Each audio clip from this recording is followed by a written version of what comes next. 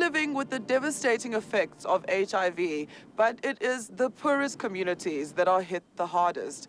Braving up to this awful disease are remarkable projects like the Wola Nani organization in Khayelitsha, which offers support to those that have tested positive and is spreading the word and information about this disease.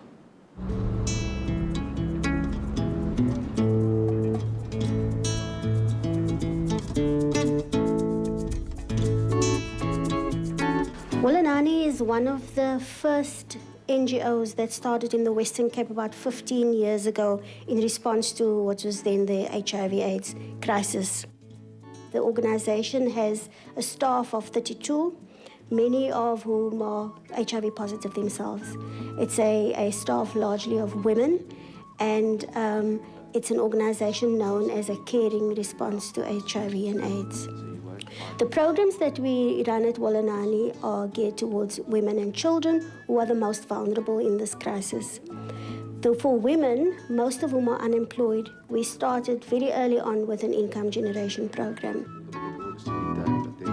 So over 15 years, our income generation program has grown to an international business now, and which raises money for 30 to 40 women and their families to be consistently fed and clothed throughout the year. We're very proud of the fact that we have managed to do that over 15 years, largely with a craft kind of product, paper mache and beads, which is a product that is not a consumer product, which you could say is something that people would want every day. And yet we have managed with a craft product to sustain 40 families consistently over time. We're also proud of the fact that we are able to provide support to children.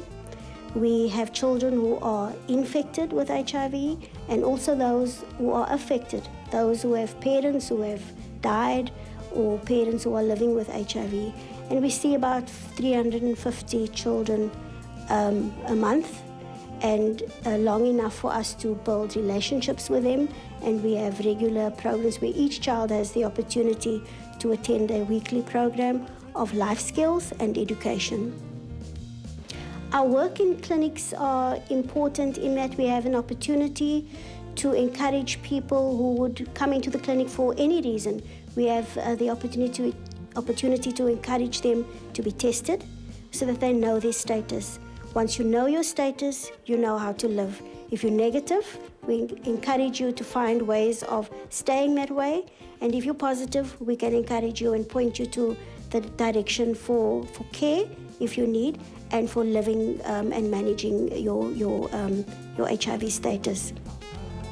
In our centers outside of the clinics, our community centers, we run support groups for those who are infected with HIV. They are for women and men who need support, encouragement, training, education, and they can get together and support each other and have counselors caring for them and have this opportunity to manage their HIV disease. We have 25 counselors in Wola Nani who have a very special story themselves. Many of them have come through from being clients who are HIV positive, attending support groups in the late 1990s, early 2000s, to today where they have come through being home carers and then trained as counselors. So in that way, we've had women who are HIV positive, jobless, with very little skills, being trained to be able today be a vital part of the economy. Wola Nani works in areas where the incidence of HIV is highest.